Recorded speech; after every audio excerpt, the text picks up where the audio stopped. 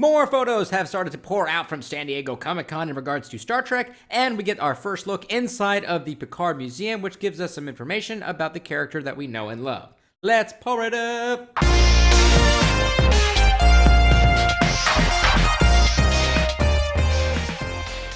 Okay, so before we get into the exhibit and start going through those photos and talking a little bit about some of the timeline stuff that was revealed from the different placards that were in there, we're just going to take a look at some of the more generic photos from the actual San Diego Comic-Con floor that are revealing some more things that are cool about Star Trek and the booths that are there. So first up, we're going to go ahead and take a look at this image of the Star Trek universe pod that has the kind of Star Trek Discovery ride inside of it. And then you also see off to the left where is a kind of a bunch of different placards of the main Star Trek characters and a cool star map. Now here we have the close-up of the different kind of placards that are there. We have obviously Jonathan Archer, Michael Burnham, Kirk, Picard, Sisko, and Janeway. Now what is interesting about these is some of the details that we have here. Now this does actually include the death of Kirk from Star Trek Generations. It does show that our boy Archer was Admiral and was apparently the president of the Federation and died in the year 2245. Then, of course, Michael Burnham, whose last record was inside of the year of 2257, which is when obviously everybody was missing from the Discovery because it went into the future. So that was clearly still her service record. And then, of course, we have the information about Sisko, which shows that he is, unknown and missing. Picard is an admiral and was retired. And Janeway, who is a vice admiral but appears to still be on active service. Now, I think that's really cool. I like how they did that.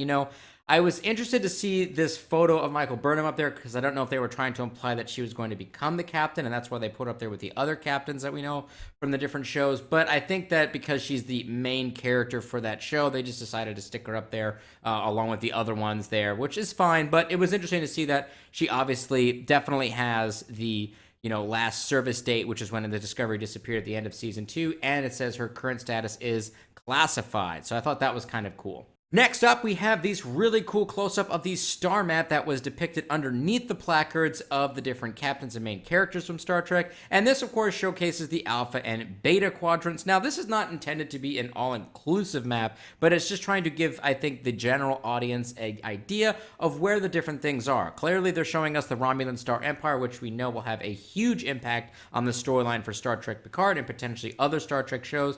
We already have been reintroduced to the Klingon Empire through Star Trek Discovery, and of course the location of the Federation of Planets kind of shoved in between the Tholian Embassy there, or the Tholian Assembly, and the demilitarized zone there right below Deep Space Nine. So it's just trying to give people a general idea of where these shows kind of take place. It's showing you where Earth is and Vulcan and Andor, and I think it's probably including planets that we don't really know about right now. It's probably including planets that will be important during some of these new shows coming out, but the only one that I found that was interesting is, just like in Discovery, they still put the planet of Iconia on the star map, which was inside of the Romulan, kind of neutral zone kind of area.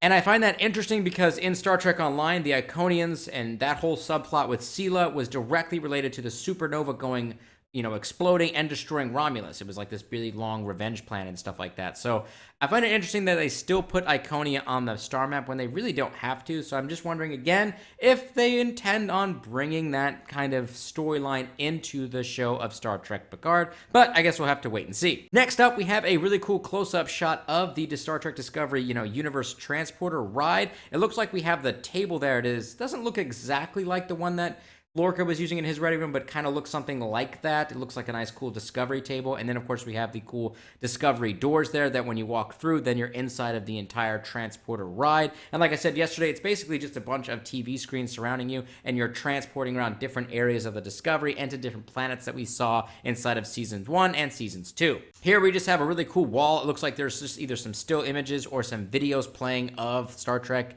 that feature Picard, and it's just, obviously the Picard coming soon kind of giant image there on the wall, and I believe this line is heading into the booth area to go onto the ride and also see some of the cool displays that they have set up for Star Trek.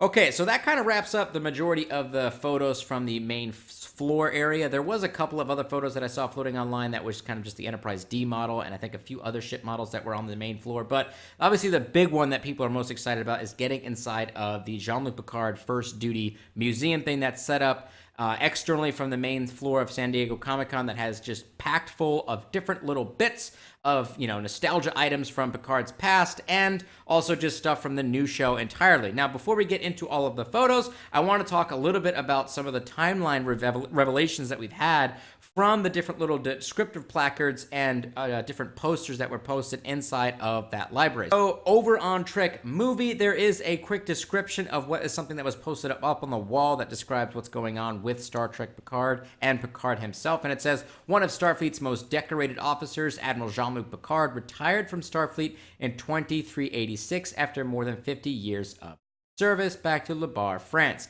Now, this is interesting because we know from the Kelvin movie, Star Trek 2009, from the Countdown comic, and from Star Trek Online that the Romulus supernova happened around the year 2387. That's when the planet was destroyed. Now, this timeline, again, was established in Star Trek 2009 when Vulcan was destroyed in 2258, and then Spock did his mind meld thing with young Kirk and said 129 years from now, a supernova will go up, and it will destroy the planet of Romulus, which puts the destruction in the year of 2387.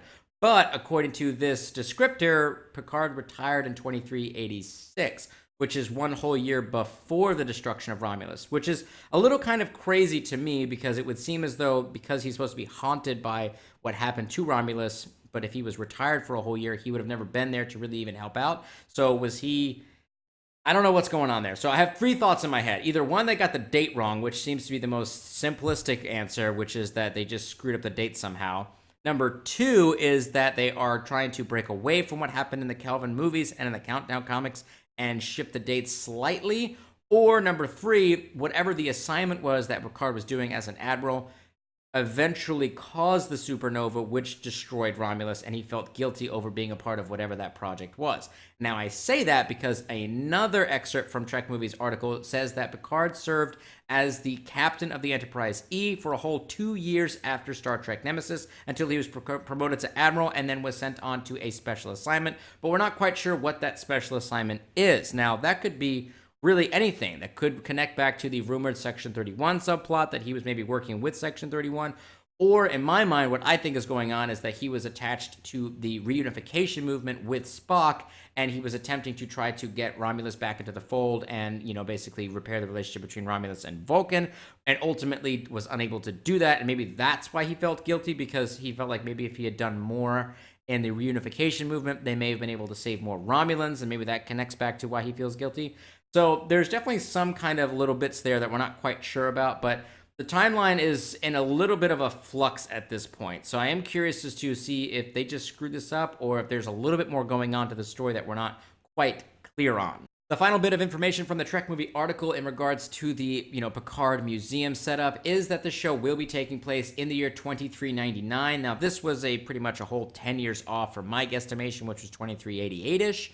But we know that because of the fact that the outfit that we see Picard wearing in his famous, now infamous dog poster ad, it says in there that these are civilian attire worn by Jean-Luc Picard in the year 2399. So that's obviously when the show will at least take place at some point. Now, this puts it about, I guess you could say, 10 years before the start of Star Trek Online, which is the year 2409. And I'm going to do a separate video where we talk a little bit about the lore of what was going on in STO for the year 2399 and see if any of that stuff may potentially pop up for Star Trek Picard. Okay, so now probably the moment that most of you guys and gals have been waiting for. We're going to look at a bunch of the photos of the inside of the Star Trek Picard kind of museum area setup, which is entitled The First Duty. And to do that, we're going to pop on over to TrekSphere.com, who has a bunch of photos there and really does a lot of Trek news. If you guys haven't already started checking out that website, I would start to include that into your normal Trek news updates. On top of Trek Core and Trek Movie and things of that nature, I would start looking at TrekSphere as well, because they do post up a lot of really cool insider informations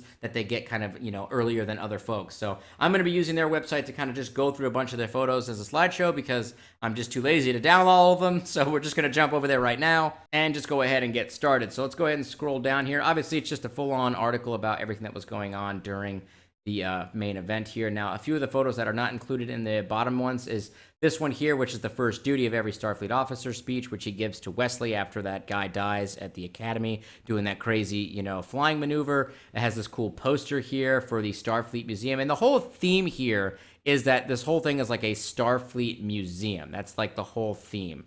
And that's kind of cool, I think, in my mind, that it's like a snapshot from the future, and as if it was like a, I don't know, like in memoriam of his service or whatever it is like that, which is weird because that's almost set up like he's dead, but he's certainly not, I promise you. And then, of course, we have this cool here, the Captain Picard Day banner. I don't know if that's the original one, but it's pretty cool, I think, nonetheless. And, of course, we have a bunch of the images down here, which we're going to go ahead and just jump right into, to be honest. So this is the front door of the main, First, Duty Museum here. This is one of the cool emblem stickers on the door. Here's one of the Picard family crest pins, which you could pick up from this location. Hopefully, if you guys are there, you were able to pick it up yourself. Here's another close-up of that particular bust shot there, which is really nice. It looks really, really cool.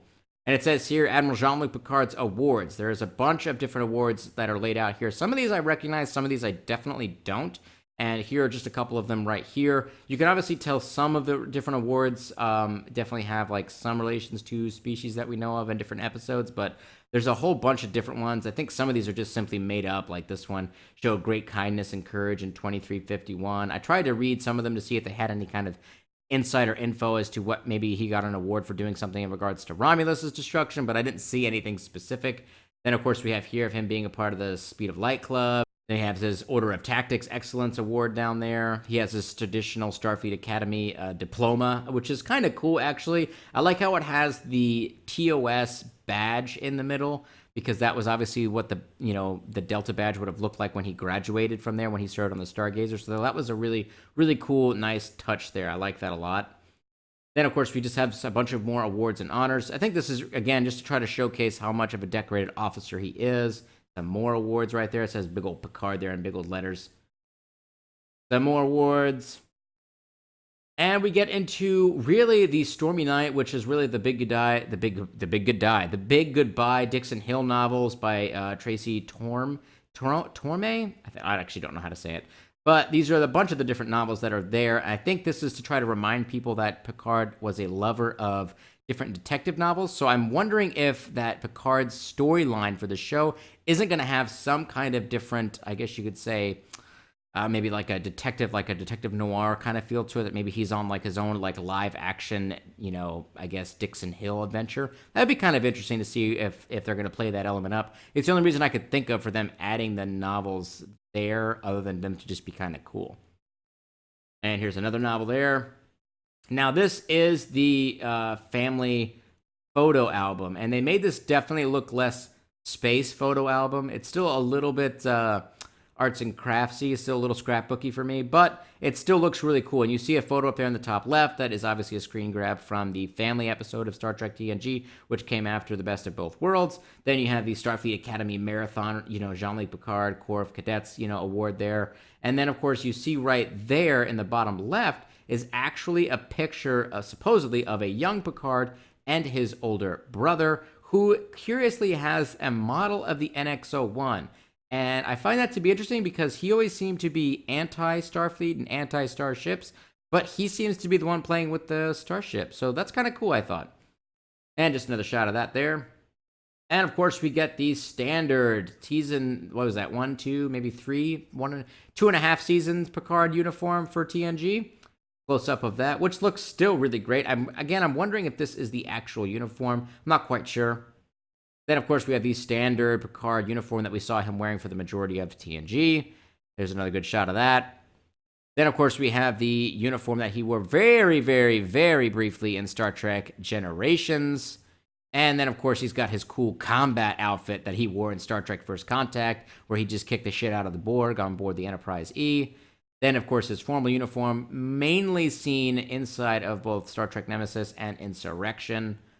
Then the different Delta badges that he would have used throughout his career.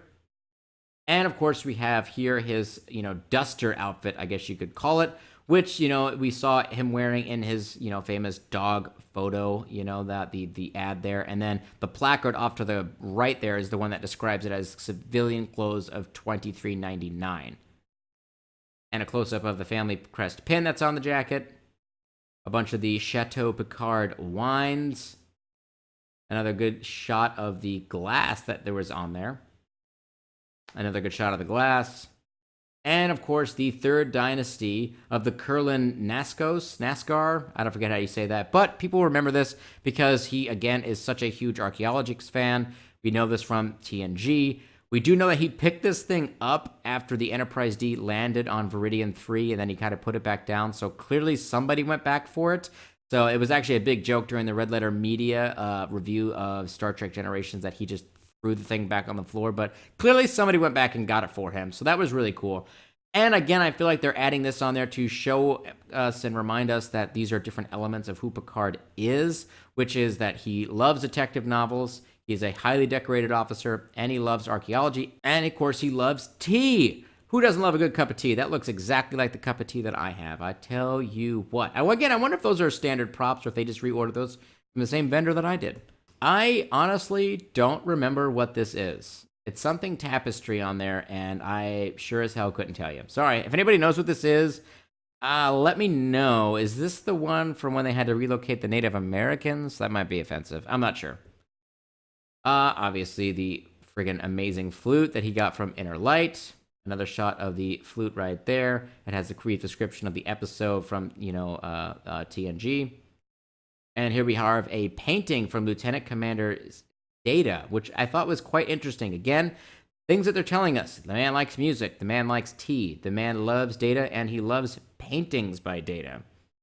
Here's a cool photo of Jean-Luc Picard and Wesley Crusher's dad around the year 2353. This is a cool looking photo, and I'm glad they decided to do this. It actually looks really well done. I think it's got a bit of a glare on the shot there, but it's actually really well done, and I'm glad they did that because, again, it's trying to establish his connection to Jack Crusher, which to me means, very clearly to me means that they're going to be doing a Beverly Crusher-Picard relationship. Otherwise, there'd be no reason for this picture to be there in my mind. And we have just a standard portrait bust of him wearing the TOS movie outfits. Another drawing there. And, of course, we have some Klingon weapons, probably in relation to the fact that he was the arbitrator of different Klingon ascensions for Gowron, and he was really involved with the Klingons in a lot of different ways. So I think, again, they're just reminding us of his connections to the Klingons and that he is just a giant badass warrior. And, of course, we have this amazing skull from the actual movie prop of the Borg Queen. Now, I'm wondering if this is going to show up in the show or if they just thought this was kind of cool. But again, they're reminding us that he also has a connection to the Borg.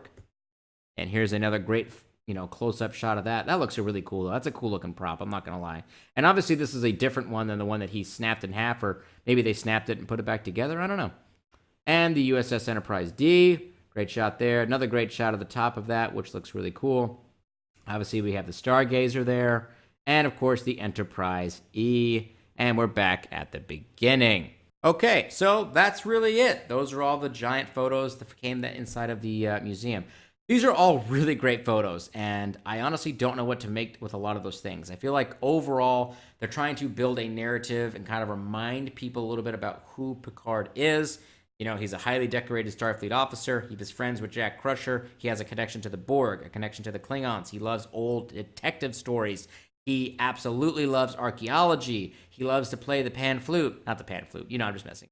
But he loves all these different things. He has a connection with Data. He likes to drink tea. They're trying to build up a bit of a narrative of to who he is. He likes drinking wine. He works on his vineyard. These are all just different things that we as diehard Trek fans know about, Picard instinctively, but not everybody in the general public knows this about him. So they're trying to get everyone excited and teed up a little bit for the brand new show to remind everyone, get everyone's juices flowing and stuff like that. I also think that's maybe why they decided to put out all of the TNG movies onto Amazon, since the show's going to be on Amazon internationally. CBS threw them all on there with Paramount, and to kind of get people more jazzed up and excited and remind them who Picard is and where he should be at. So anyways, guys and gals, that kind of wraps up the different information that we have from San Diego Comic-Con. Let's go ahead now and jump right into the comment of the week.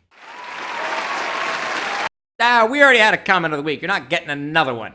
Anyways, guys and gals, that really does wrap up the whole video for today. That's really it. Obviously, we don't have too much news to talk about because the huge Hall H panel will be tomorrow. So I would expect another very long, Earl Grey pour-up that's just going to go over everything that we could possibly learn. So if you guys aren't able to keep up with it live, I will be trying to do my best to try to keep everything going on Twitter side, and then I'm going to take all the different news bits and then post them up onto YouTube as I continue to get them throughout the entire Hall H panel. It's going to be for several hours, so there's going to be a lot of content that I'm going to be trying to disperse across the different platforms. So if you're not able to sit down and do it, just keep an eye out for the different posts that I have listed out there. If you're not following me on Twitter, definitely follow me there, or on Facebook, or just keep an eye out on YouTube. And then, of course, at the end of the day, possibly even Sunday, depending on what I got going on, I will do a full Earl Grey wrap-up of the entire San Diego Comic-Con Hall H panel. That wraps it all up for me. What do you guys think about all these cool photos? What do you think about the information that was inside of the Picard Museum? What do you think they're trying to tell us about where the Picard character is at now? And were you excited to see some of those old school props? Which one were you the most excited for? And what do you think about some of the photos from the hall floor? I thought some of those were really, really exciting and really cool. And I thought the interesting star map, including of Iconia still on there, I think might potentially mean something. And what do you finally think about the different dates? Why would Picard retire at 2386 but have Romulus destroyed in 2387? Did they just screw it up, or is there something else going on? I'm curious to hear what all of you guys and gals think. Please throw up your stuff down below. Let's get the conversation started. Live long and prosper, my Trekkies!